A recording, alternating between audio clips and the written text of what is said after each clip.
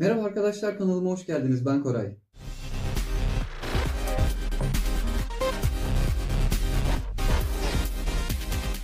Bu videomda sizleri çok büyük bir dertten kurtaracağım. Piyasada en çok satılan 4 tane robot süpürgenin karşılaştırmasını yapıp hangi robot süpürgeyi tercih etmeliyim sorularından sizi kurtarmış olacağım. Ayrıca kendi yorumlarımı katarak da bu robot süpürgelerin karşılaştırmasını size sunuyor olacağım. Videoya başlamadan önce kanalıma abone değilseniz abone ol kutucuğundan abone olup bildirim zilini de açarsanız bu tarz videolardan haberdar olabilirsiniz. Ayrıca videomu beğenirseniz de beğen tuşuna basmayı unutmayın. Şimdi karşılaştıracağım modelleri ben size söyleyeceğim. Ardından tek tek karşılaştırmasını yapacağız. Bu bahsedeceğim robot süpürgelerin tamamı Xiaomi'nin robot süpürgeleri. Piyasada en çok satılanlar şu an Xiaomi'nin robot süpürgeleri olduğu için ben de en çok satılan 4 Xiaomi robot süpürgesinden bahsediyorum. Birinci modelim S5 Max. Bu aralarında en pahalı model. Diğer bir model Mijia G1 yani Mi Robot Essential modeli. Bir diğer robotum Mijia C1. Bu da Vacuum Mop robot süpürge. Son modelim de Vacuum Mop Pro olan robot süpürge. Şimdi ilk ben S5 Max modelinden başlıyorum.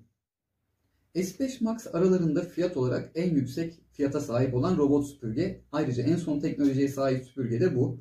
Haritalandırma olsun, uygulama kullanımı olsun, robot süpürgenin kullanımı olsun. Süpürge gerçekten işini çok iyi yapıyor.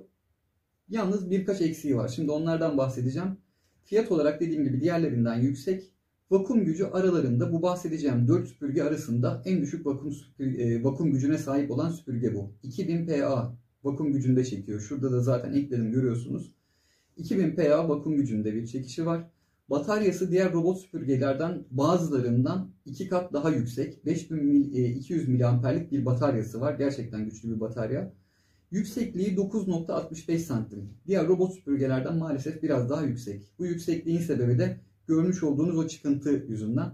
Eğer koltuklarınız 9,65'ten daha alçaksa bu robot süpürgeyi tercih etmenizi önermem. Çünkü takılacak ve oraya girmeyecektir. Su tankı kapasitesi 290 mililitre. Diğer bahsedeceğim 3 robottan daha yüksek bir su tankı kapasitesi var. Toz hazne kapasitesi maalesef diğer robotlardan daha düşük. 460 mililitrelik bir toz hazne kapasitesi var. Mop su kademesi her robotta olduğu gibi 3 kademe, vakum kademesi de diğer robotlarda olduğu gibi 4 kademeden oluşuyor. Bu 4 kademe uyku modu normal yani standart mod, güçlü ve süper, ultra güçlü çekiş modu olarak yani 4 mod olarak sıralanabilir. Aşılabilir engel yüksekliği 2 santim bu üründe. Yani 2 santime kadar engelleri aşabiliyor. Ayrıca halıda kullanımında hiçbir robotta sıkıntı yok. Halıda da rahatlıkla kullanabiliyorsunuz.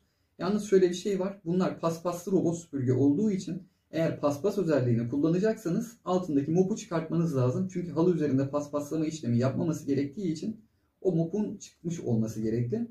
Ayrıca kullandığınız zaman size gelen robot süpürgenin kullanım kılavuzunda da zaten bu paspası çıkartmanız gerektiğini size yazacaklar ve satın almış olduğunuz kişiye ya da firmaya da soracak olursanız zaten bunun uyarısında size bulunacaklar.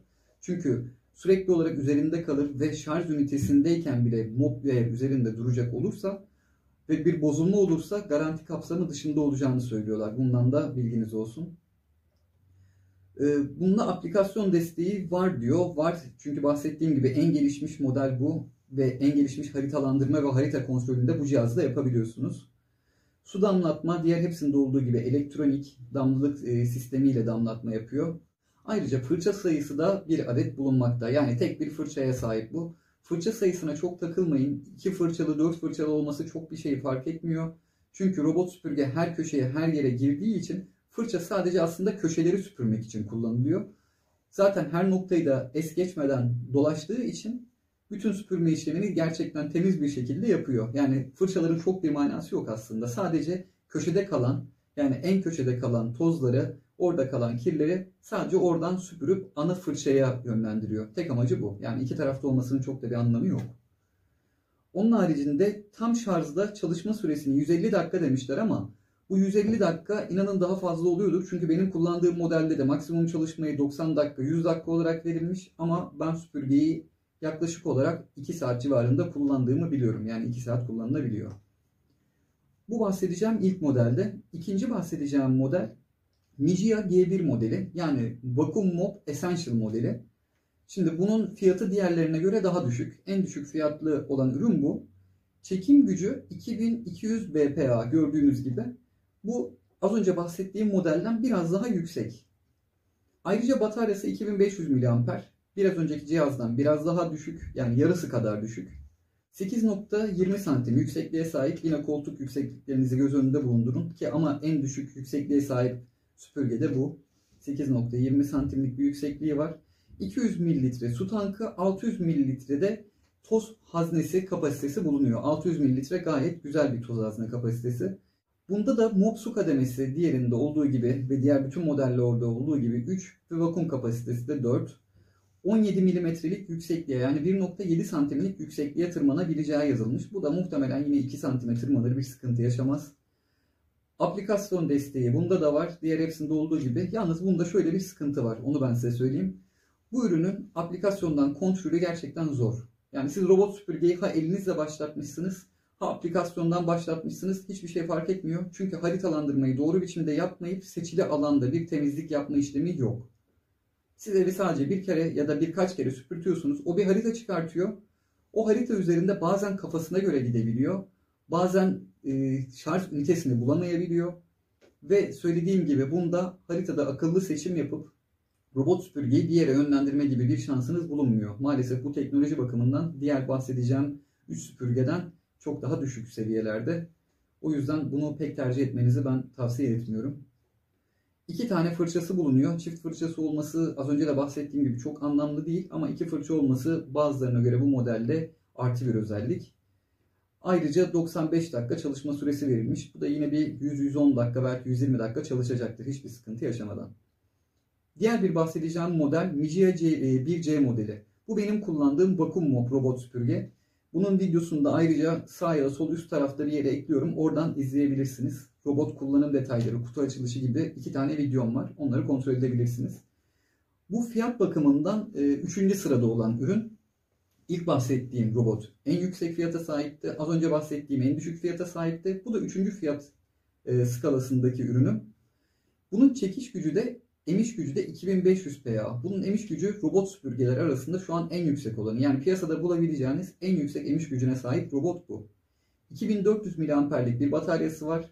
Dediğim gibi çok rahat yeterli. Ben bütün ev temizliğini yaptırıyorum. Evim 90-95 metrekare. Toplam kullanılabilir alan 60-65 metrekare oluyor. Biliyorsunuz buzdolapları, dolaplar gibi yerleri çıktıktan sonra ortalama bu kadar bir metrekarelik alan kalıyor. Buranın temizliğini rahatlıkla tam şarjla bitiriyor. Ayrıca bittiğinde hala %35-40'larda bir şarjım kalıyor. Ve temizliği gerçekten güzel yapıyor. 8.20 santim yüksekliğe sahip bir önceki modelle aynı yükseklik. Benim koltuklarım bundan birazcık daha yüksek olduğu için bütün koltuk altlarına rahatlıkla girebiliyor. 200 mililitre su tankı, 600 mililitre de toz haznesi var. Bunlar da gayet yeterli. Bundan artık bahsetmiyorum. Su kademesi ve vakum kademesi her 4 süpürgede de zaten aynı. 2 santime kadar yüksekliğe tırmanabiliyor. Ama bunda şöyle bir dezavantaj var. Eğer mopu takılıysa 2 santim yüksekliğe de tırmanamayabiliyor. Arkasındaki mop takılabiliyor o yüksekliğe. Ve robot olduğu yerde dönüp geri çıkıyor. Bu sorunu birkaç defa yaşadım. Ama 1,5 santime çıkar yani ondan yana sıkıntı yok. Bunda da su damlatma, elektronik ve uygulama desteği var. Uygulama desteği bunda gayet kararlı bir şekilde çalışıyor.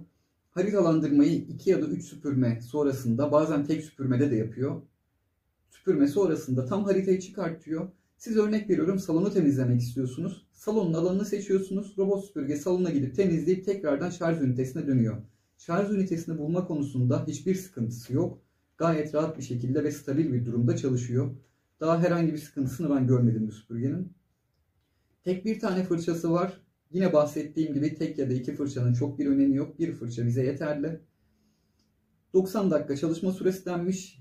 Ondan da bahsettim. Yaklaşık 2 saate yani 2 saate çok yakın bir sürede bunu tam çalıştırdım ben. Yani çalışıyor. En son bahsedeceğim robot süpürgede Mi Robot Pro. Bu Mi Robot Pro şu an piyasada bu bahsettiğim 4 süpürgenin haricinde ikinci olarak fiyat yüksekliğine sahip ikinci cihaz. Aslında en çok satılan model de bu. Yani en çok milletin satın aldığı, herkesin satın aldığı cihaz Mi Robot Pro. Bunun emiş gücü bu en son bahsettiğim 2 süpürgeden daha düşük. 2100 PA bir çekiş gücüne sahip, emiş gücüne sahip. Düşük bir emiş gücü bu ama bunun da bataryası diğerlerinden yüksek. 3200 miliamperlik bir bataryası var. 9,5 santim yüksekliğe sahip bu cihaz. Yani 9,5 santim, yine koltuklarınızı kontrol edin. 200 mililitre su, 550 mililitrede toz hazne kapasitesi bulunuyor. Yeterli. 20 santim, özür diliyorum, 2 santim yüksekliğe de tırmanabiliyor. Tırmanmasında sıkıntı yok. 2 santim yüksekliğe bu cihaz rahatlıkla çıkıyor. Aplikasyon desteği var.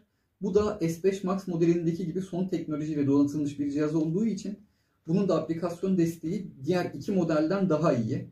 Bunun haritalandırması gerçek zamanlı haritalandırma. Haritalandırma işlemini yaparken siz uygulama üzerinden görüyorsunuz ve oda boyayabiliyor. Yani bunda cihazı A odasına git dediğinde cihaz A odasına gidebiliyor. Yani sadece A odasını işaretlediğinizde, yani oturma odasına dokunduğunuzda o alanı görüyor ve oturma odasına gidiyor. Diğer bahsettiğim iki modelde bu özellik yok. Ayrıca elektronik su damlatma sistemi diğerlerindeki gibi aynı, tek fırçaya sahip. Bunda da tek fırça var. Herhangi bir problem yok. 120 dakika çalışma süresi denmiş ama eminim bu daha da fazla çalışacaktır. Yani 120 dakikadan daha yüksek seviyelerde, sürelerde dayanır bu cihaz. Bahsedeceğim 4 robot süpürge bu şekildeydi. Şimdi hangisini tercih edelim diyecek olursanız, eğer bütçeniz uygunsa Mi Robot Pro'yu tercih edebilirsiniz. Fiyatı yani 4 tane bahsettiğim cihazdan ikinci sırada. Ama birinciyi almanızı ben çok önermem. Çünkü Mi Robot Pro ile S5 Max arasında gerçekten çok büyük bir fark yok. Hatta Mi Robot Pro'nun emiş gücü diğerine göre daha yüksek. S5 Max'ın tek artı özelliği bataryası. Bataryasının yüksek olması dolayısıyla tercih etmek isterseniz edebilirsiniz ama gereksiz yüksek bir meblağ. O yüzden o parayı ona vermenize gerek yok. Eğer o kadar para da vermek istemiyorum derseniz Mijia 1C yani Vacuum Mop robot süpürgeyi size kesinlikle ve kesinlikle tavsiye ederim. Dediğim gibi robot süpürgenin kullanım detayları ve kendi paylaşmış olduğum Mi Home uygulamasının kullanımı videosu da sağda sol üst köşede bir yere ekliyorum. Oradan da kontrol edebilirsiniz. Robot süpürge karşılaştırma videom bu şekildeydi. Bu tarz videoların devamlılığı için kanalımı takipte kalın. Kendinize iyi bakın.